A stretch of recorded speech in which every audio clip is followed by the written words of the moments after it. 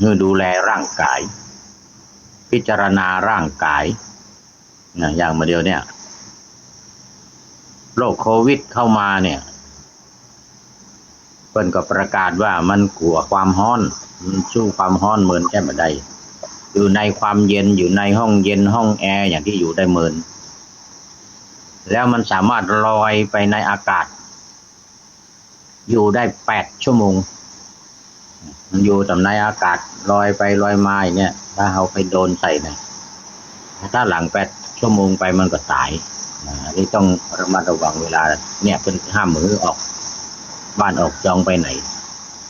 เนี่ยมันจะไปปะที่มันลอยอยู่อากาศเขาก็พอบางหันน่ะ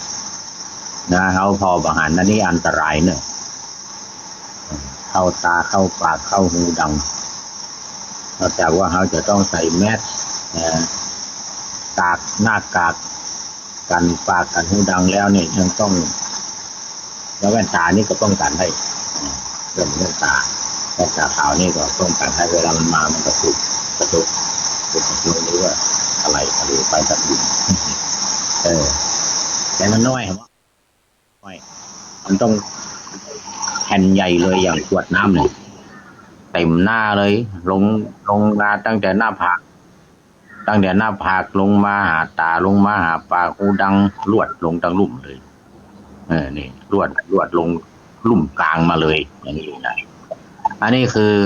กายานุปัสสนาสติปัฏฐานสี่กายเวทนาธรรมเวทนาก็เหมือนกันเรื่องของอารมณ์จะต้องระมัดระวังเรื่องจิตใจจะต้องเป็นที่เข้มแข็งอดทนจิตใจที่มีความละเอียดบ่ประมาทนี่คือเรื่องของอารมณ์ทางด้านจิตใจเวทนา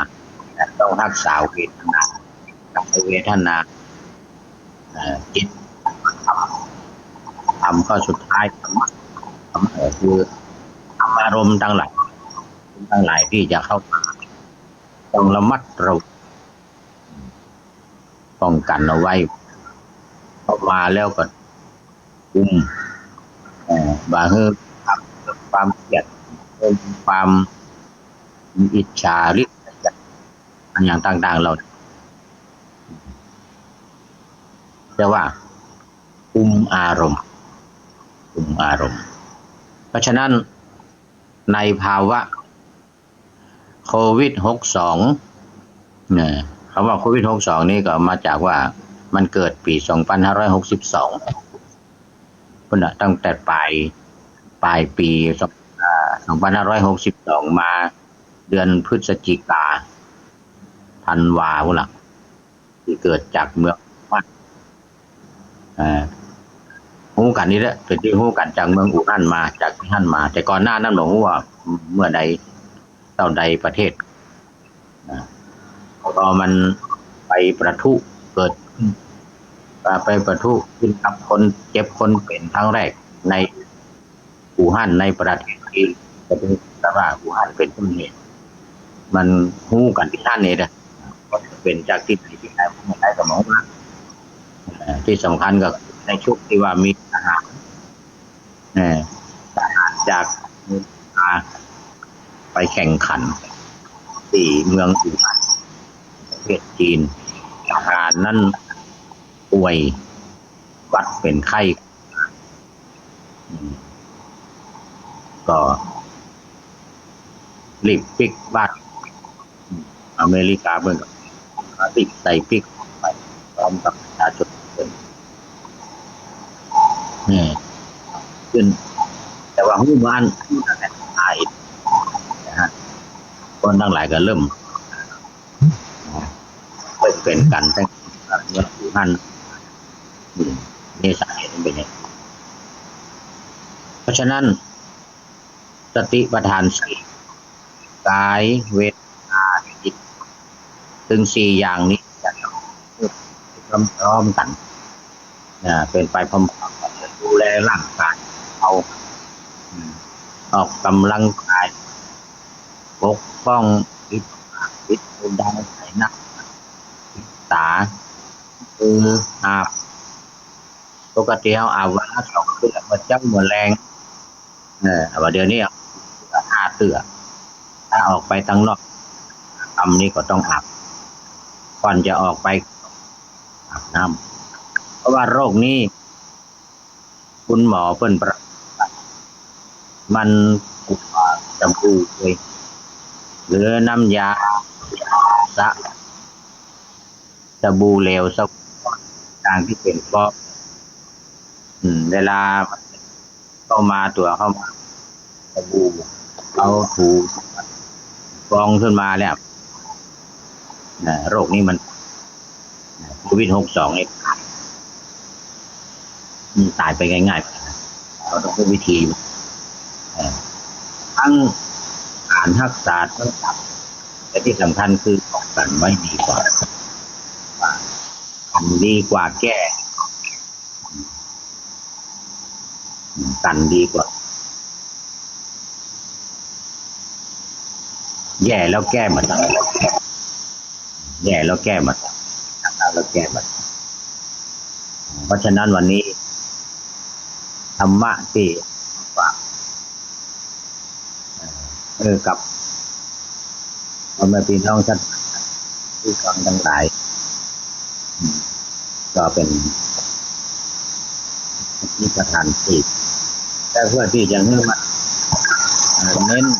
นั่นแฟนเข้าไปวิธีการอย่างต่าง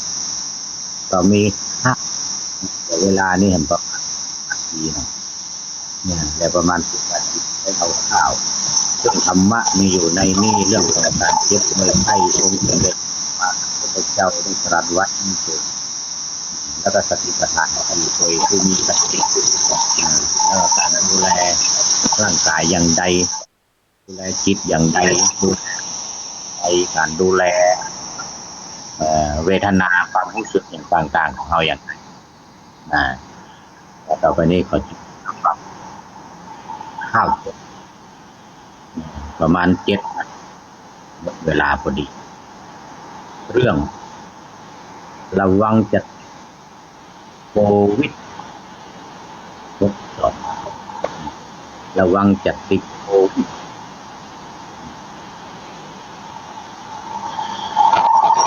ระวังติดโควิดหา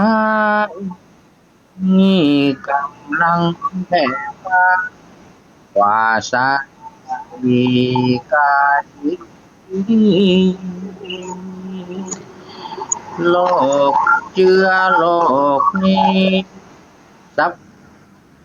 ปาลีเหลือใจติคนใดอยากใบจักแก่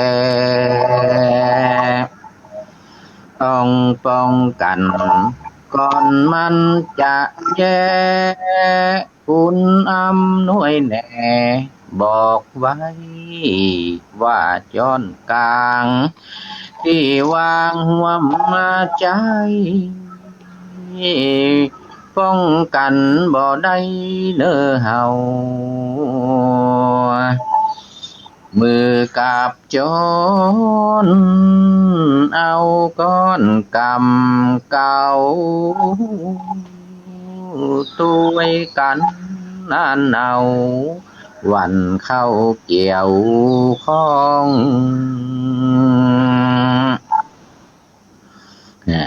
อาจารย์อำนวยเพิ่งก็บอกว่ากินฮ้อนจอนกลางวางก่อนถูกต้องบ่ตัดทำนองยามนี้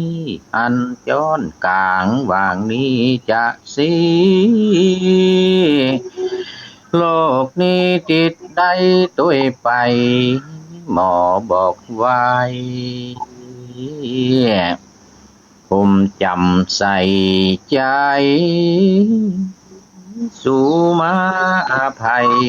บอกไว้ตันเจ้าอาตมาก็ถามเพิ่นหมอที่ไหน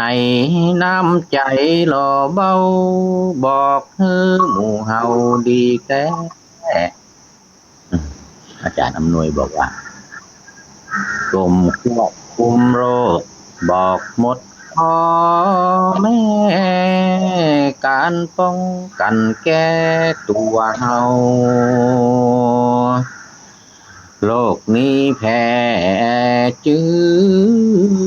อแม่อิงเก้าเศร้าการสัมผัสเฮามือเฝ้ากันได้ข่าวว่ามันลอยอากาศเหนือใต้สะเด็นพุ่งไปไกลเนื้ออย่าเมากะคัวอย่ามัวกะเพ้อปากันปั่นเพ้อเพ้อไปเวลาอู้จูอยู่ห่างไกล2 เม็ดขึ้นไปจามไอเหลียวหน้าตึกปากหูดังกระดาษแผ่นอย่างนั้นนา2 จังถ้ามิตรลินอย่างดีสีนั้นเบิ่งกับน้ำเลอลายอย่ามัดแน่นแฟนจากเม่นใจขาค่อยไม้หายใจได้หน้ากากน้ำน้ำหายาแพ้ไม้ผมการในข่าวที่ว่าเป็นเมื่อเป็นอย่างคือพามาเองยังเจ้าบ้าน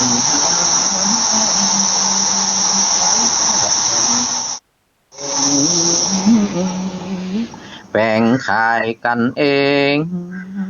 ใจเองก็ได้ส่งเฮือเผ่าพองเพื่อนพ้องเหนือใต้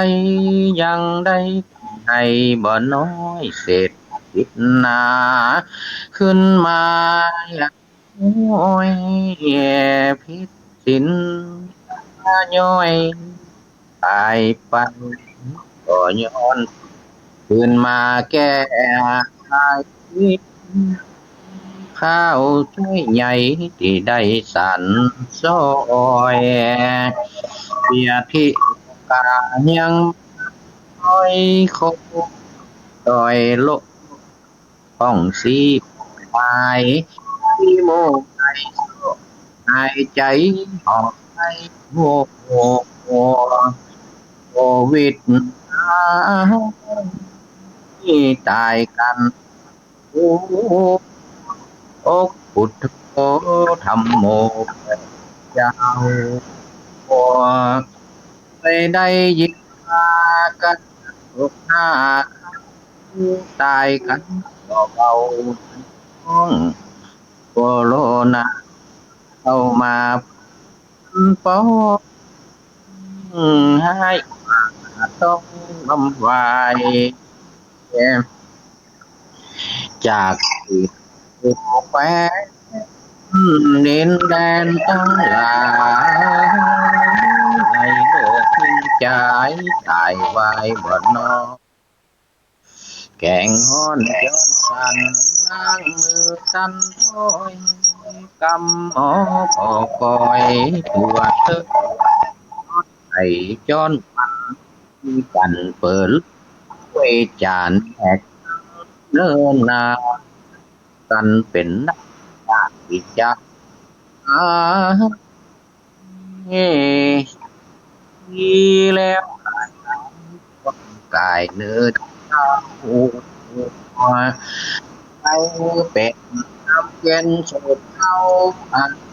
เพื่อเอาอันสมุนแซมพู ตะวันหอบเต้าหดแห่งโคเขาคิดปลูกเมื่อตามก็บอกตามจำดอกได้ตากแดดอ่อนยามตอนใจโควิดปวดไปจนจอไปสุ่มอุณหภูมิร้อนสายบัตรทอนแรงงานอกสาบมาฮ้อนก็จอนนี่หายอุวอักกี่ไผไปฮ้อนถูกต้องหีบน้ำห้อนแห้งเข้าในแห่งห้องกายาห้องหับไว้ โควิด62เข้าถูกต้องสายจักตายได้ตันตีป้องกันครบบ่ต้องหบลบหนีแปลงใจดีสู้กะเตอะเจ้า พระสัมมาพุทธาผ่านเขาสอนหมู่เฮาเอาไว้อานุนถามองค์งามเงาว่าไทยว่าบอกกลัวใครวัดกาองค์หูจักวัดตอบว่าจะบ่เนี่ยธรรมาบ่ ใจกันว่าทำเฮาทำมาใส่ดีไปตั้งแต่บุญเจ้าหลวงดวงดีกะโน้นก็หนี้คนสักลายอาตันเด้บอกกินงานโควิดไปตายแห่เจ้าตัวห้องแอร์ปัดบอกเขาอยู่ในเนาข้างจนกลัดคุณอ่างคิดสิบเข้าอ้อยวนคิดให้ไหวสนติดหมู่คนกันเดียวตานห้องแอร์ในอยู่หลายวันแต่คิดแอร์เหียอยากโดนมาแอร์ค่าตายอย่างแน่ห่มใส่โลกอย่างไรอย่างนี้โลกนี้อย่างเหี่ยวกัน ก่อนและลายเฮอพอเจริญ